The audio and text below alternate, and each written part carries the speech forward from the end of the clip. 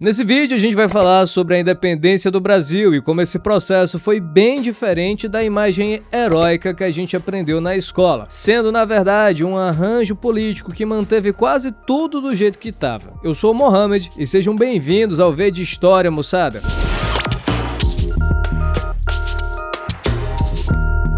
Quando a gente pensa na independência do Brasil, logo vem aquela imagem clássica do quadro do Pedro Américo, com Dom Pedro num cavalo branco, fardo impecável, espada erguida gritando independência ou morte, às margens do rio Ipiranga. Mas a realidade foi completamente diferente. No dia 7 de setembro de 1822, Dom Pedro estava montado numa mula, vestindo uma farda simples de viagem, coberto de lama de estrada e sofrendo de cólicas intestinais fortíssimas. Ele vinha de Santos, voltando para São Paulo, quando recebeu cartas urgentes do Rio. As cortes portuguesas estavam humilhando o príncipe, chamando ele de rapazinho, anulando seus decretos e mandando processar seus ministros e exigindo seu retorno imediato a Portugal. Foi ali, naquele momento, nada épico, que Dom Pedro decidiu romper definitivamente com Portugal. Mas, para a gente entender como chegamos nesse ponto, a gente precisa voltar um pouco no tempo. O Brasil, que se tornou independente em 1822, era um país que tinha tudo para dar errado. De cada 3 brasileiros, 2 eram escravos, negros forros, mulatos, indígenas ou mestiços vivendo à margem da sociedade. A população total girava em torno de 5 milhões de pessoas, com mais de 1 milhão de escravizados, e o analfabetismo era generalizado. Apenas 1 em cada 10 pessoas sabia ler. O país não tinha senso de identidade nacional e as pessoas se viam como pernambucanas, baianas, paulistas ou cariocas, mas nada como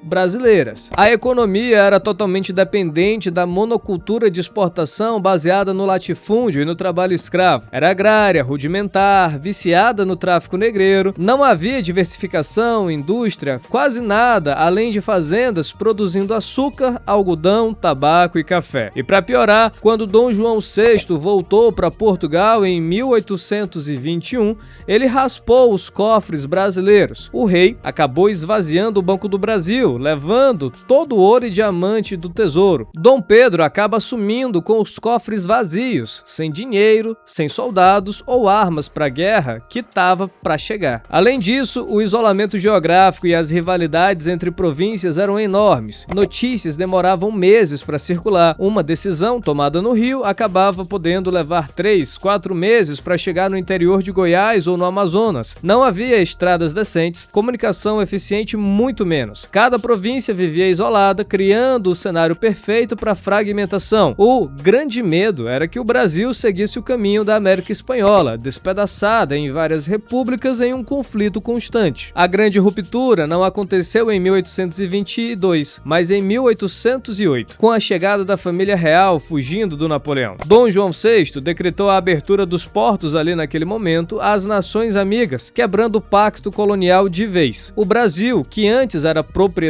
privada de Portugal, onde estrangeiro não podia entrar, acabou virando sede do Império Português. Em 1815, Dom João elevou o Brasil à categoria de Reino Unido a Portugal e Algarves. O país deixou de ser colônia oficialmente. A Inglaterra inundou o mercado de produtos manufaturados, incluindo coisas inadequadas para o clima tropical, como fogões de ferro e tecidos de lã pesada. Mas em 1820, a Revolução do Porto muda tudo. Os portugueses, empobrecidos e revoltados, queriam reverter a situação. Criaram cortes constituintes e começaram a exigir que o Brasil voltasse à condição de colônia, que Dom João VI retornasse e que Dom Pedro também voltasse. As cortes queriam acabar com a autonomia conquistada e isso criou crise imediata. A elite brasileira, que tinha se acostumado com os benefícios de ser sede do reino, não aceitava perder esses status. Começou a se formar o Partido Brasileiro, em oposição a esse partido português que defendia a união com a metrópole. Dom João VI era indeciso, sempre protelando decisões difíceis, mas antes de embarcar em abril de 1821, ele deu ao filho uma instrução fundamental. Dom João disse que se o Brasil tivesse que se separar, que fosse por Dom Pedro, que o respeitava, e não por algum aventureiro. Era uma autorização antecipada para fazer a independência,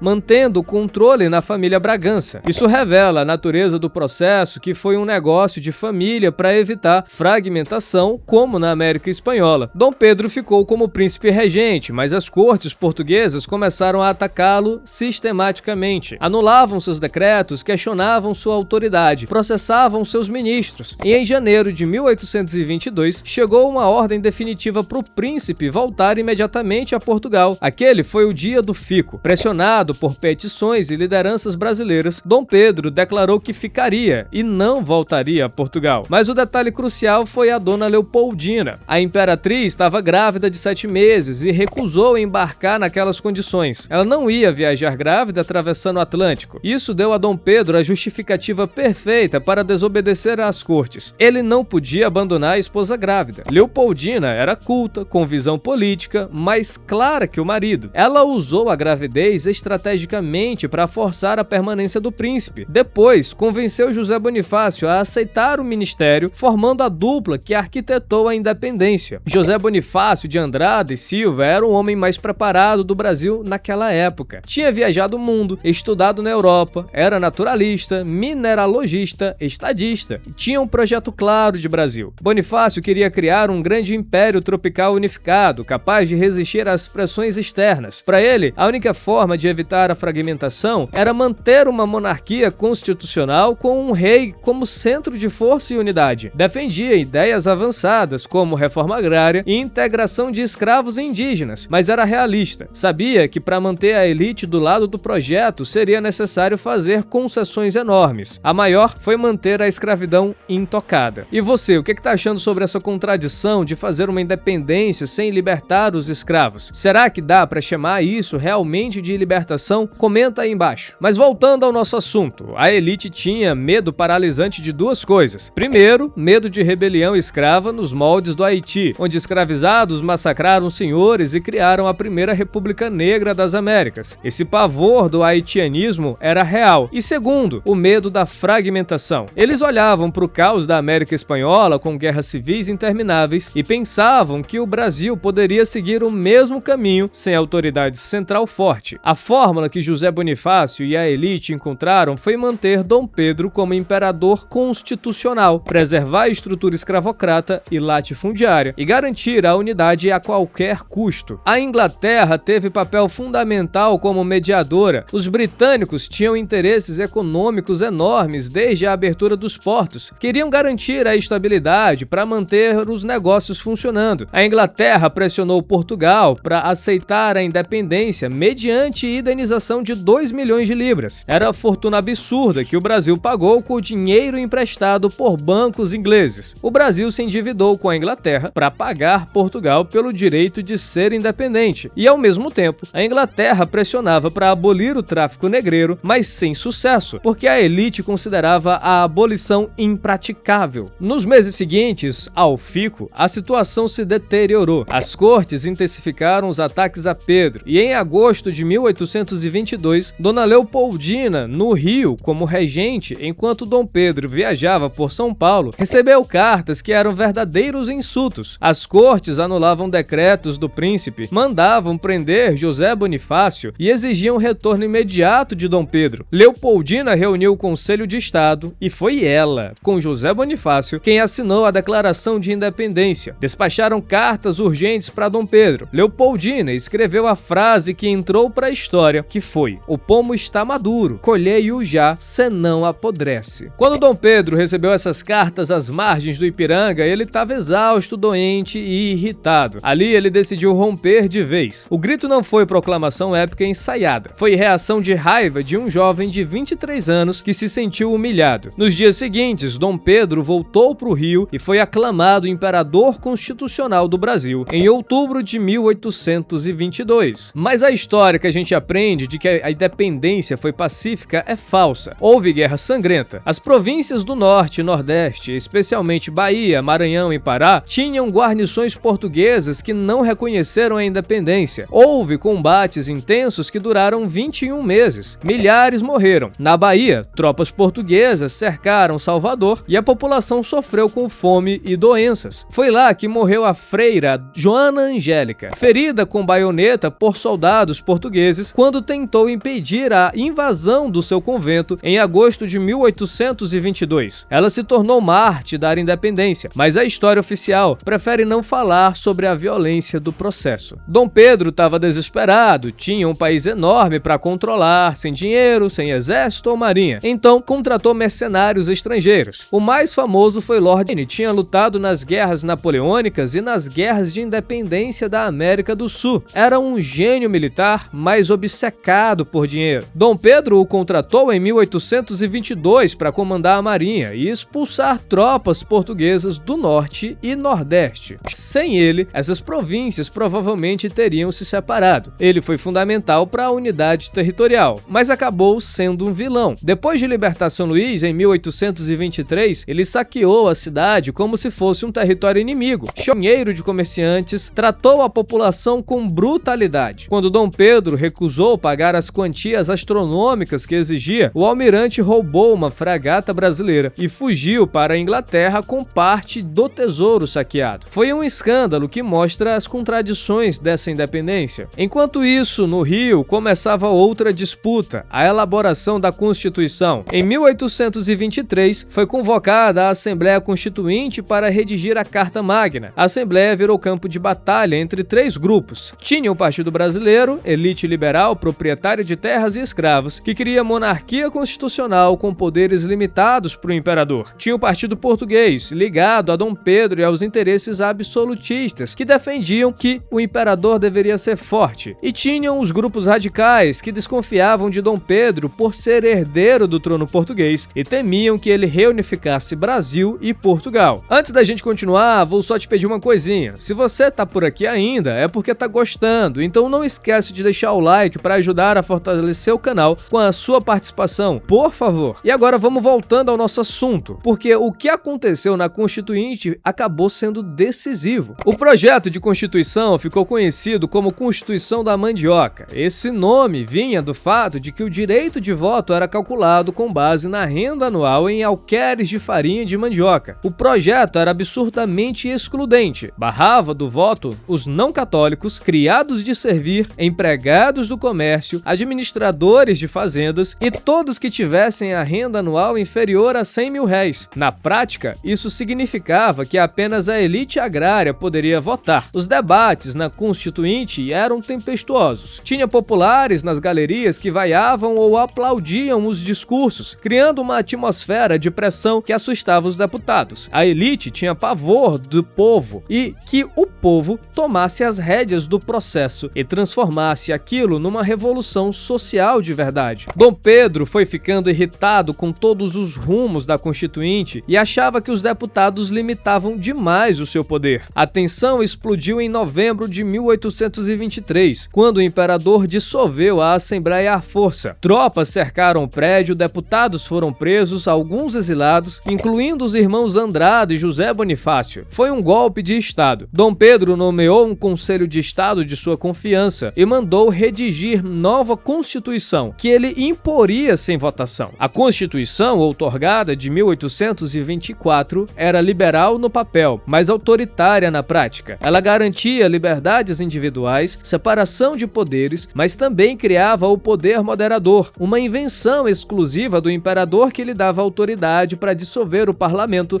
demitir ministros, vetar leis e basicamente fazer o que quisesse quando achasse necessário. O próprio Dom Pedro resumia bem sua filosofia de governo com a frase: "Tudo farei para o povo, mas nada pelo povo". Ele era um liberal convicto em teoria, mas um autoritário na prática. Acreditava que sabia o que era melhor para o país e que o povo não tinha capacidade de decidir o seu próprio destino. E a escravidão? A Constituição simplesmente ignorou sua existência. Não tinha uma única palavra sobre escravos ou escravidão no texto constitucional. Era como se 1 milhão de pessoas escravizadas não existissem. Essa foi a grande moeda de troca que Dom Pedro e José Bonifácio usaram para conseguir apoio da elite proprietária ao projeto de independência, manter a escravidão intocada, garantir os privilégios da classe senhorial, preservar o latifúndio e a monocultura de exportação. A estrutura socioeconômica colonial foi mantida completamente intacta. A única coisa que mudou foi a subordinação política. O Brasil deixou de responder a Lisboa, mas continuou sendo governado pela mesma classe senhorial que dominava na época colonial. O tráfico negreiro brasileiro, porém, continuaria sendo um ponto de tensão. A Inglaterra exigia que o Brasil abolisse o comércio de escravos como condição para o reconhecimento diplomático, mas a elite brasileira não tinha a menor intenção de cumprir isso, e o tráfico continuaria legalmente até 1831, quando foi oficialmente proibido pela Lei Feijó. Mesmo após essa proibição, o comércio ilegal de escravos prosseguiu por décadas, alimentado pelo vício econômico da escravidão. A dependência era tão profunda que a elite considerava a abolição literalmente impraticável. Era como se a economia brasileira fosse viciada no trabalho escravo